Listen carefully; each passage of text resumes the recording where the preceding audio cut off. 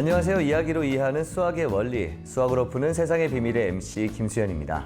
안녕하세요. 일상 속 수학 이야기를 재미있게 풀어드릴 수학 스토리텔러 박경미입니다. 네, 교수님. 오늘도 또 수학을 어려워하고 두려워하는 분들을 위해서 재미있는 수학 이야기 준비해 오셨다고요?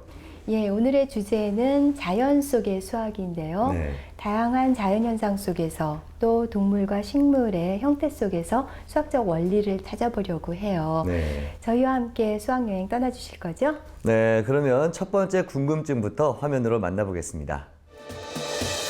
그리스 수학자 파푸스가 남긴 수학집성이라는 책에는 다음과 같은 구절이 나오는데요.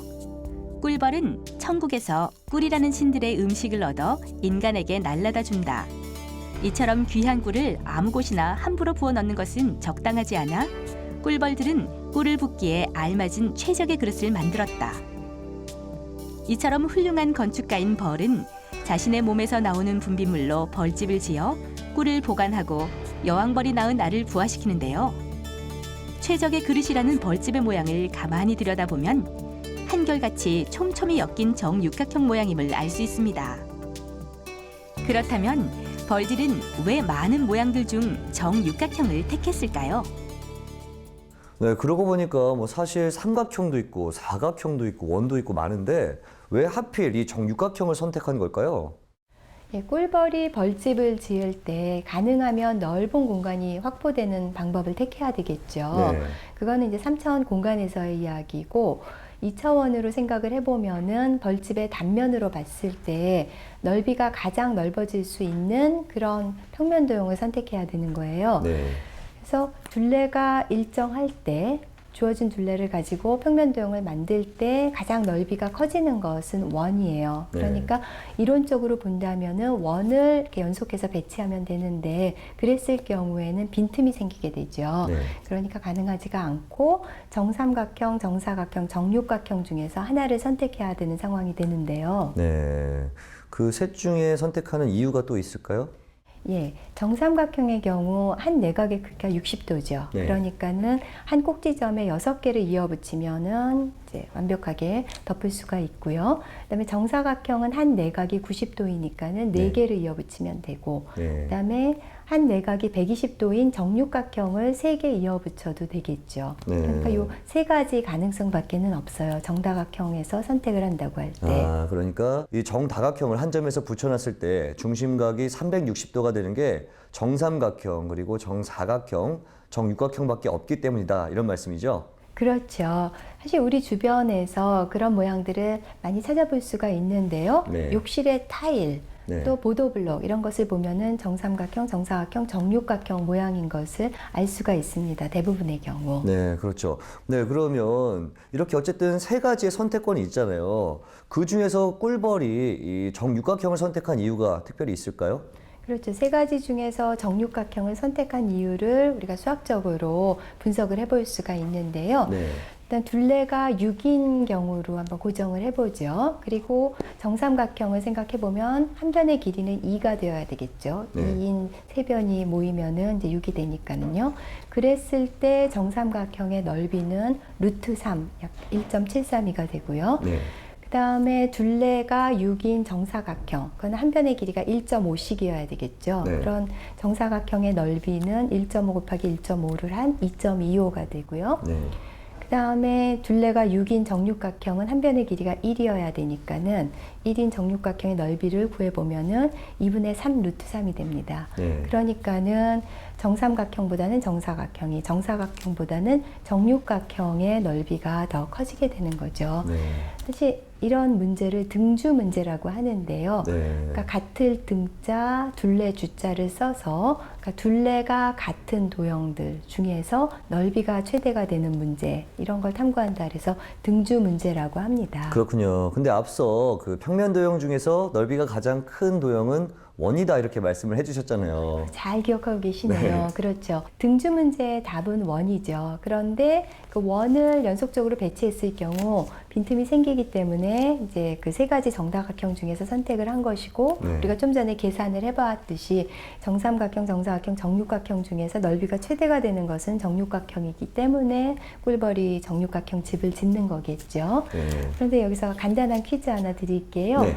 이 세 가지 정다각형 중에서 가장 원에 가까운 모양은 뭐죠? 그 원에는 아무래도 정육각형이 가장 가깝지 않나요? 그렇죠. 네. 그러니까는 등주 문제의 답은 원이었고, 네. 그다음에 세 가지 정다각형 중에서 그래도 원에 가장 가까운 모양을 갖는 정육각형을 선택하는 게 가장 효율적이다 이렇게 볼 수 있겠죠. 네, 그러니까 정리를 한번 해보면 이 벌들은 가장 적은 재료를 가지고 가장 많은 공간을 확보하면서 그 중에서도 안정적인 구조를 갖기 위해서 이 정육각형을 선택했다 이런 말씀이신 거죠? 네, 그렇습니다. 이렇게 정육각형들을 배열해서 평면을 메꾸는 것을 허니콤이라고 하는데요. 이 허니콤은 또 자연에서 많이 찾아볼 수가 있어요. 그래서 곤충의 눈이라든지 잠자리의 날개, 또 눈의 결정에서도 이 정육각형 모양을 찾아볼 수 있고 또 네. 벤젠의 구조식도 마찬가지죠. 네, 이 허니콤 구조 뭐 자연뿐만 아니라 우리 실생활에도 많이 응용된다고 이야기를 들었거든요. 예, 이 허니콤 구조는 재료를 적게 쓰면서도 가볍고 견고한 구조를 가능하게 하기 때문에 네. 여러 방면에서 쓰이는데요. 일단 그 비행기는 무게를 줄여야 되니까 비행기의 날개도 허니콤 구조이고요. 또 KTX에서 충격 흡수 부분 뿐만 아니라 인공위석의 벽면이라든지 스키의 플레이트 등도 다 이 허니콤 구조를 쓰고 있습니다. 네, 자연에서 찾은 수학 이론 하나로 현대인들이 정말 많은 혜택을 보고 있는 것 같은데요. 수학의 힘은 알면 알수록 더욱더 대단한 것 같습니다. 자, 그럼 자연에서 찾은 수학 이론 그 두 번째도 한번 만나보도록 하겠습니다. 20세기가 낳은 레오나르도 다빈치라고 불리는 리처드 벅민스터 풀러. 그는 1940년대 삼각형 면들을 연결한 반구형의 지오대식 도움을 창안했는데요. 지오대식 도움은 효율적으로 공간을 창출하고 건축비도 저렴한 기능적인 양식인데 미학적으로도 가장 뛰어난 양식 중의 하나로 꼽히고 있습니다. 그런데 자연은 풀러보다 앞서 지오대식 도움을 디자인했습니다. 바이러스를 관찰하던 생물학자들은 꽤 많은 바이러스 종류의 겉껍질이 지오대식 도움 모양인 것을 알게 됐죠. 그렇다면 바이러스의 모양이 지오대식 도움을 닮은 이유는 무엇일까요? 네, 지금 화면에 나와 있는 게 감기 바이러스잖아요. 약간 구 모양의 형태를 띠고 있는 것 같은데요. 예, 감기 바이러스뿐 아니라 대부분의 바이러스를 현미경으로 들여다보면은 네. 정20면체 모양인데요. 네. 이 정20면체는 이제 구에 가까운 모양이기도 하고 또 우리가 VCR로 보셨던 지오대식 도움을 만드는 그런 출발점이 되는 다면체이기도 합니다. 네, 그렇다면 이 바이러스가 정20면체의 모양을 띠는 특별한 이유가 있을까요? 예, 정20면체는 정다면체 중에서 가장 면이 많기 때문에 구에 가까운 모양이죠. 그런데 우리가 경험에서 알 수 있듯이 구 모양은 외부 충격에 강합니다. 네. 그러니까 구에 가까운 모양을 만들기 위해서 정20면체를 취한 것이죠. 이제 그렇게 되면은 그 내부에 있는 유전 물질을 잘 보호할 수 있기 때문입니다. 네, 이 정20면체가 정다면체의 일종이라고 들었는데 그 정의에 대해서 조금만 더 자세하게 풀어주시죠. 예, 정다면체는 한 가지 정다각형으로 이루어져 있고 네. 또 각 꼭지점에 모이는 정다각형의 개수가 같은 다면체를 이야기해요. 네. 근데 이 정다면체는 플라톤 시대부터 알려져 있었고 네. 또 기하학에 큰 가치를 두었던 플라톤은 정다면체가 가장 아름다운 그런 도형이라고 생각을 했습니다. 네, 플라톤이라고 하면 그러면 약 2500년 전에 고대 그리스인들도 이 정다면체에 대해서 알고 있었다는 얘기인가요? 그렇죠. 그 플라톤 시대에 이미 이제 정다면체 5가지를 알고 있었고 네. 플라톤은 신은 완전함으로 이 세상도 역시 완전한 형상을 가진 입체들로 창조했을 것이다라는 생각을 가지고 있으면서 이 5가지 정다면체를 우주의 기본 물질들하고 연결을 시켰어요. 그래서 우선 정사면체는 가장 날카로운 모양이기 때문에 성질이 사나운 불과 연결을 지었고요. 그다음에 정육면체는 가장 안정적인 모양이므로 흙과 연결을 지었습니다. 그다음에 정팔면체는 사실 이제 그 꼭지점 양쪽을 잡고 놓고 이렇게 돌리면은 바람개비처럼 돌아갈 수 있기 때문에 공기의 불완전성을 나타낸다고 생각을 했고요. 네. 그다음에 정 12면체는 황도 12궁이나 12간지에서 볼 수 있듯이 우주랑 관련 있는 수가 12이기 때문에 우주를 나타낸다고 생각을 했습니다. 그다음에 정 20면체 같은 경우는 금방도 이야기했듯이 가장 구에 가깝기 때문에 구르기 쉽고 따라서 유동성이 높은 물을 나타낸다고 생각을 했습니다. 그러니까 정리하자면은 정4면체, 정6면체, 정8면체, 정12면체, 정20면체가 결국 물, 불, 흙, 공기 그리고 우주를 나타낸다고 본 거죠. 네, 그렇군요. 이렇게 정다면체가 완벽한 존재라면 다른 물질에서도 많이 발견이 될 것 같아요. 그렇죠.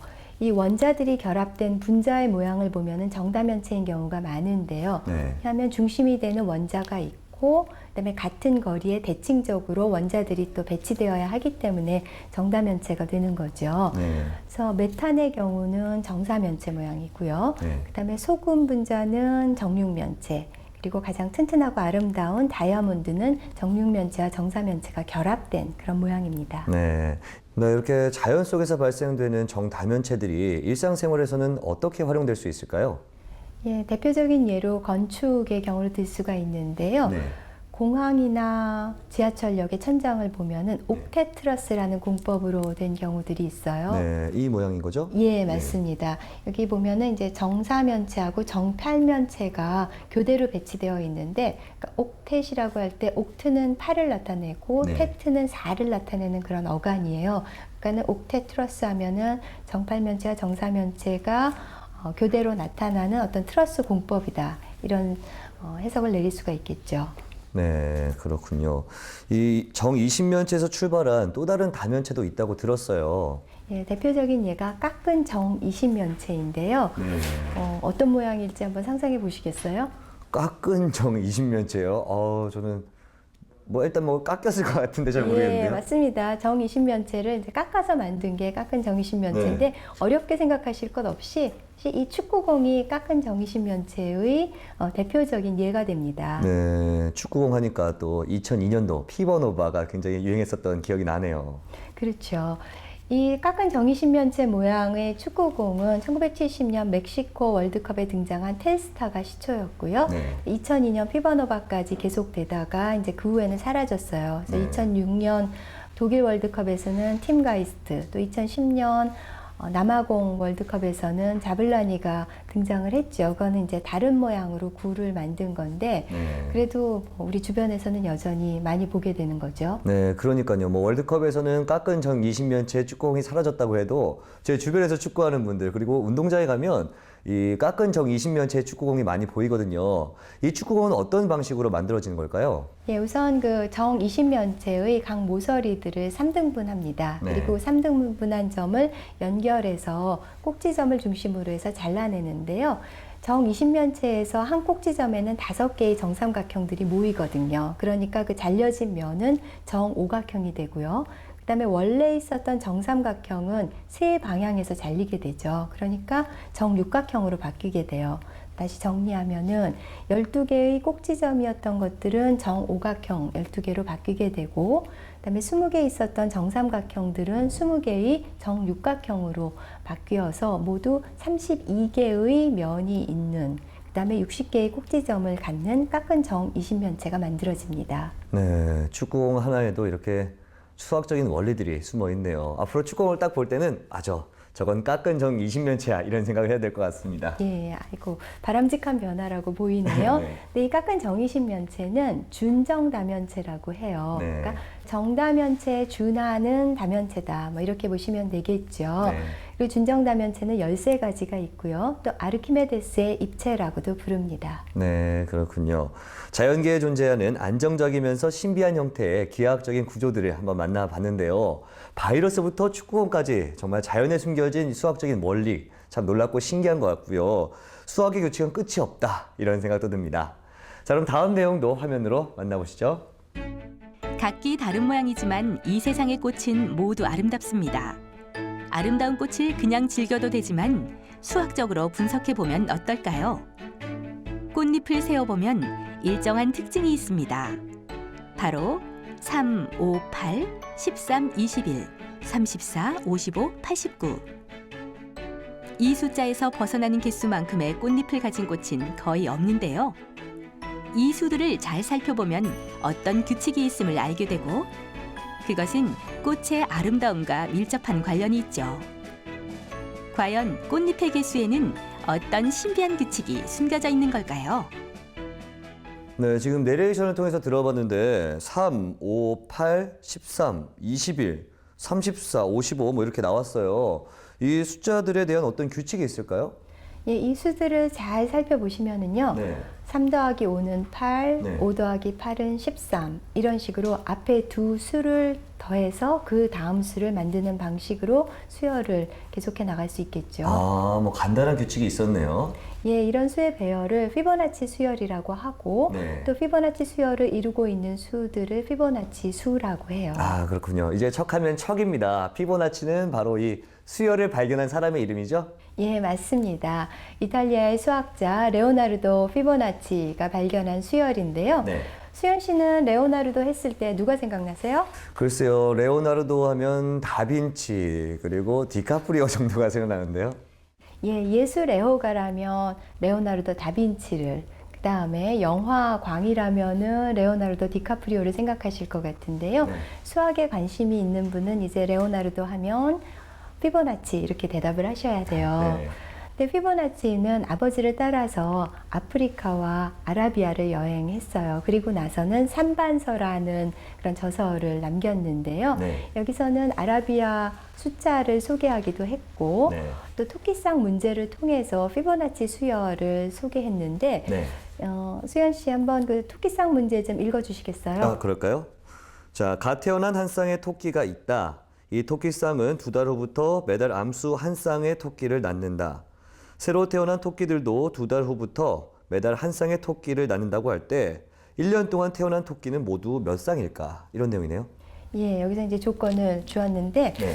그에 따라서 한번 토끼쌍을 세어보면은요. 일단 1월에 한 쌍이 있었고요. 네. 2달이 지나야지 한 쌍을 낳는다고 했으니까 2월에도 그냥 한 쌍만 있겠죠. 네. 그다음에 3월이 되면은 1월부터 있었던 그런 토끼쌍은 한 쌍을 낳아서 이제 2쌍이 될 것이고요. 네. 그다음에 4월이 되면은 1월에부터 있었던 그다음에 2월부터 있었던 토끼들이 그 토끼를 낳게 되어서 네. 이제 3쌍이 있게 되고요.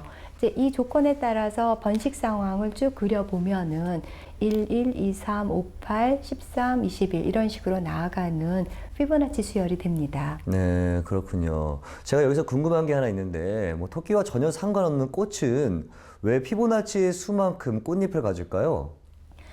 예, 꽃이 활짝 피기 전에는 네. 꽃잎들이 봉우리 상태이죠. 그렇죠. 그러면서 봉우리 상태로 암술과 수술을 보호해야 되는데 이리저리 그 꽃잎이 겹쳐지면서 보호하기 위해서는 피보나치 수만큼의 꽃잎을 갖는 것이 유리하다고 합니다. 이것은 이제 식물학자들의 해석입니다. 네, 이 피보나치 수열이 자연의 규칙을 설명하는 대표적인 어떤 이론이다 이런 말이 있었는데 꽃잎 외에도 어떤 곳에서 찾아볼 수 있을까요? 피보나치 수열은 식물들하고 관련이 깊은데요. 네. 일단 해바라기를 보시면은 그 중앙에 씨들이 촘촘하게 박혀 있잖아요. 네. 그랬을 때 여기 이제 시계 방향과 반시계 방향의 나선들이 있는데 그 개수를 세어 보면은 항상 2개의 연속된 피보나치 수가 됩니다. 네. 그거는 이제 최적으로 씨를 배열하기 위한 자연의 선택이라고 볼 수가 있겠죠.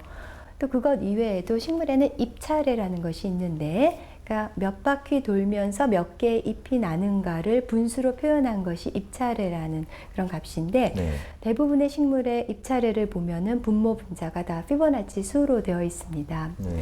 또 다른 예도 살펴볼 수가 있는데요.